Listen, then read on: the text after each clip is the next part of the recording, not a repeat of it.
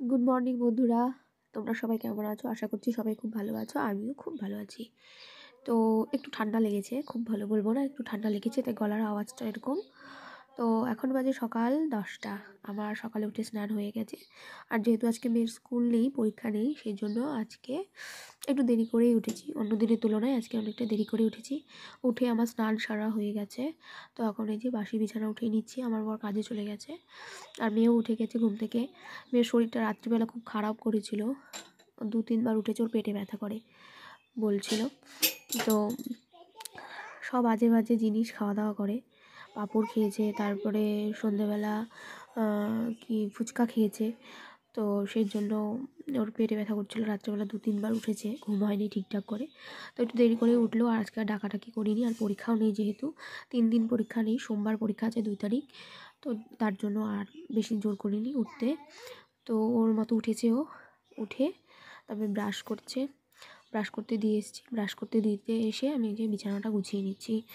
বাসি বিছানাটা আর কতক্ষণ পড়ে থাকবে, তো বাসি বিছানাটা গুছিয়ে নিচ্ছি। তো তোমরা ব্লগটা দেখতে থাকো। আর আমারও এত ঠান্ডা লেগেছে না, রাত্রিবেলা যখন ঘুমাই একবারে উঠে ভোরবেলা উঠে দেখি, মাঝরাতে উঠে দেখি, ভোরবেলাও বলবো না, মাঝরাতে উঠে দেখি পুরো একদম মুখ শুকিয়ে গেছে, গলা পর্যন্ত একদম শুকিয়ে গেছে। তারপরে তো জলের বোতল নিয়েই ঘুমোই, তারপরে একটু জল খেলাম, নাহলে পুরো একদম কাঠ হয়ে গেছে, মানে শুকনো হয়ে। এত মানে নাক দিয়ে তো দম নিতে পারছি না, মুখ দিয়ে দম নিচ্ছি সেই জন্য। তো এই যে বিছানা ঝাড়ু দিয়ে নিয়ে তারপরে কিছু গরম কাপড় বের করব। গরম কাপড় বলতে এমনি তো ছোটো বলবো না, মানে হালকা গরম কাপড়গুলো আমার বরের জন্য বের করেছিলাম। তো আমার এই যে কটসুলের একটা নাইটি আছে, হাউস কোটের মতো, সেটা একটু বের করে রোদে দেব।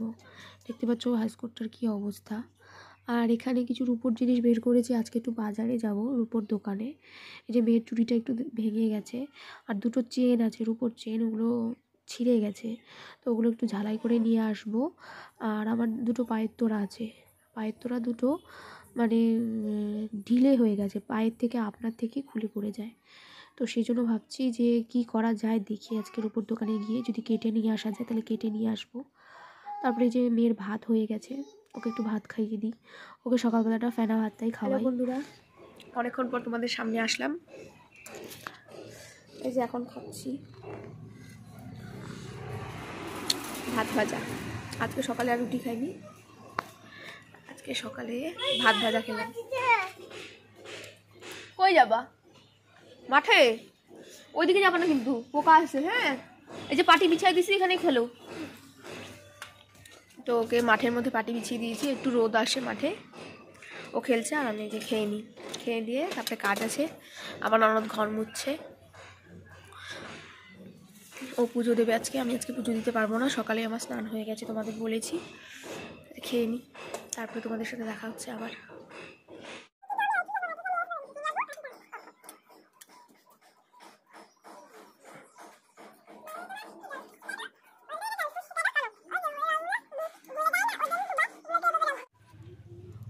ওর কত কথা দেখো না, আমি খাচ্ছি, ও এসে কতবার কথা বলে যাচ্ছে।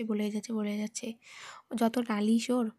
তারপরে এই যে খাওয়া দাওয়ার পরে সকালে যে কয়টা বাসন বেরিয়েছিল, সেই কয়েকটা বাসন মেজে নিয়ে তারপরে কাপড় ধোবো। কাপড় সকালে ভিজিয়ে রেখেছিলাম গরম জলে, আমার বরের কিছু কাপড় ছিল সেগুলো ভিজিয়ে রেখেছি। আর আমি চান করেছি, আমার যেগুলো কাপড় হয়েছে সেগুলো ভিজিয়ে রেখেছি।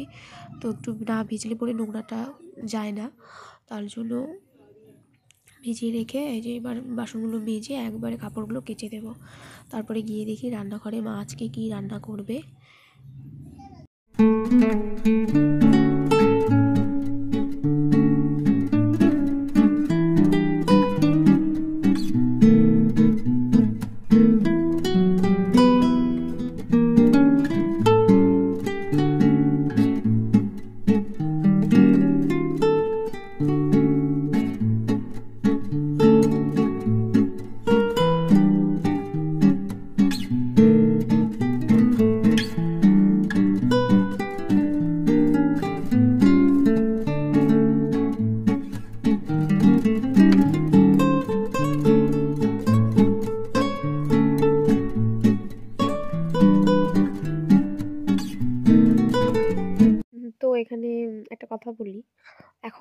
আগে, বিয়ের আগে মানে আর মেয়ে হওয়ার আগে উবু হয়ে কি সুন্দর কাপড় ধুয়ে নিতাম, কত কাপড় ধুয়ে নিতাম। কিন্তু এখন বসে ছাড়া উবু হয়ে পারি না। আর ওই ঠান্ডার দিনটা পড়ছে, এত কোমরের ব্যথা, বাপরে বাপ। তোমাদের হয় কি না আমাকে জানিও। আমার তো দারুণ কোমরের ব্যথা নিয়ে সোজা হতে পারি না। আর এই জিন্সের প্যান্টগুলো ধুতে তো আবার অবস্থা খারাপ হয়ে যায়। ব্রাশ করো। আর আমার বর যেহেতু তেলের কাজ করে, তো গরম জল দিয়ে তোমাদের আগেই বললাম ভিজিয়ে রাখতে হয়, নাহলে নোংরাগুলো ওঠে না। আর এগুলো পুরো ব্রাশ করতে হয়, ব্রাশ করে তারপরে ধুয়ে দিতে হয়।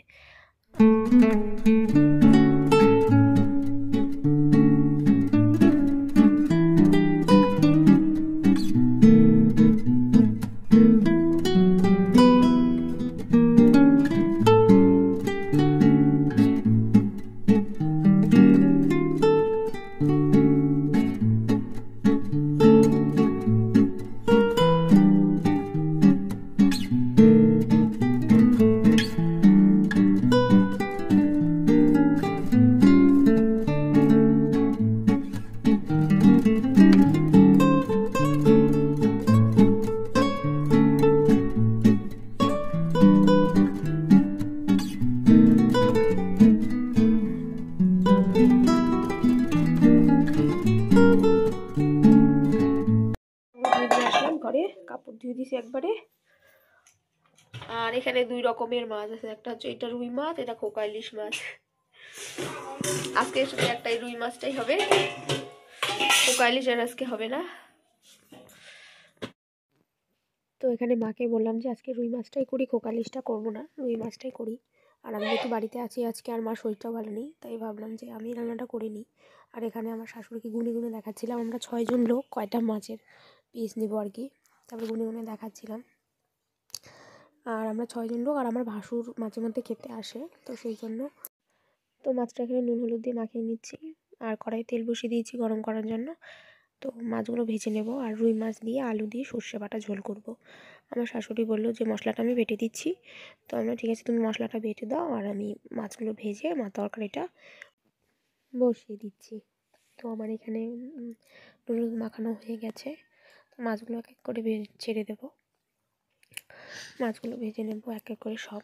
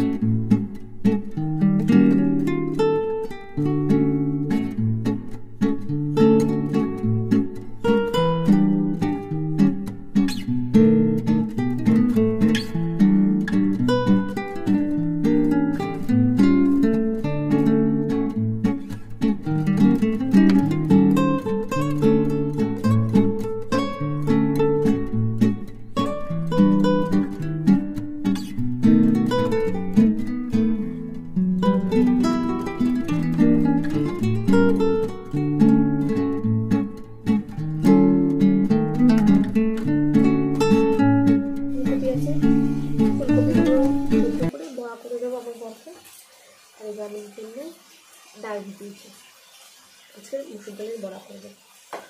ব্যাস, আজকে হচ্ছে এই রেসিপি, এই মেনু হচ্ছে আজকে রেসিপি না, সরি মেনু। মশলাটা কষে গেছে, এবার ঝোল দেবো।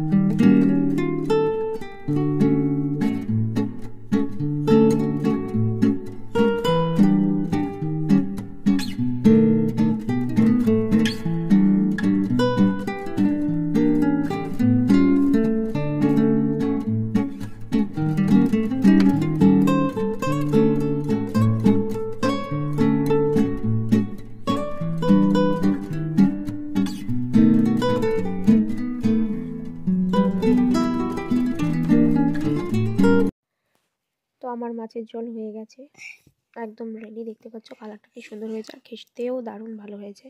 আর এখানে ডাল বেটে নিয়েছি, আর লঙ্কা বেটে দিয়েছি, আর পেঁয়াজ কুচি করে কেটে দিয়েছি। আর এদিকে তো ভাত বসিয়ে দিয়েছিলাম, ভাত হচ্ছে। ভাত হতে হতে আমি বলছি একটু এখন স্কুলে তো যাচ্ছি, সময় পাচ্ছি না, সেই জন্য আমি বাড়িতে আসছি আজকে রান্না করছি যখন, তাহলে এই রান্নার মশলা যে রাখি ট্রেটা পরিষ্কার করি, আর মশলা দানিগুলো একটু পরিষ্কার করে রাখি। ছট পূজা আমাদের করে, ছট পূজার আগে মা এগুলো ধুয়ে রেখেছিলো, তো তেল তেল ছিটে যায় রান্না করতে করতে, তো নোংরা হয়ে গেছে, তো আমি বললাম একটু পরিষ্কার করে দিই, এমনি ভিজে ন্যাকড়া দিয়ে মুছে, ভিজে কাপড় দিয়ে মুছে নিই, তো সেজন্যই মুছে নিচ্ছি। আর পাশের বাড়ি একজন বউ আছে, কথা বলে তো এসছে, ওর সাথে গল্প করছিলাম আর কাজগুলো করছিলাম। তো আমার মেয়ে ওর সাথে খেলছিল, দুষ্টুমি করছিল, তো ওর সাথে গল্প করছি আর কাজগুলো করছি। তো এদিকে ভাতও প্রায় হয়ে এসছে, ভাতটা নামিয়ে দেবো, তার আগেই সব গ্যাস ট্যাসগুলো মুছে নিচ্ছি, গ্যাসটা মুছে নেবো, স্ল্যাবগুলো মুছে নেব। আমার শাশুড়িরা গেল পাশের বাড়ি না, আমাদের পাশের গলিতে একজন মারা গেছে, তো তাকে দেখতে গেল, মানে নিউট্রিয়াতে, শিলিগুড়ি নিউট্রিয়া নার্সিং হোমে ভর্তি ছিল, সেখান থেকে নিয়ে এসছে, খবর পেলো যে মারা গেছে, তো ওনাকেই দেখতে গেল। তো ওই বোনটা আসছিলো, পাশের বাড়ির বোন বলি, ওই বোনটা আসছিলো, বোন সাথে আমার মেয়ে তো বললামই তোমাদের খেলছে, আর আমি এদিকে ঝটপট কাজগুলো করে নিচ্ছি। তোমাদের যদি আমার ব্লগটা ভালো লেগে থাকলে তাহলে অবশ্যই আমার পাশে থেকো, আমার চ্যানেলটাকে সাবস্ক্রাইব করো, কমেন্ট করো, আর কেমন হয়েছে অবশ্যই তোমরা সেটা আমাকে কমেন্টে কিন্তু জানাবে।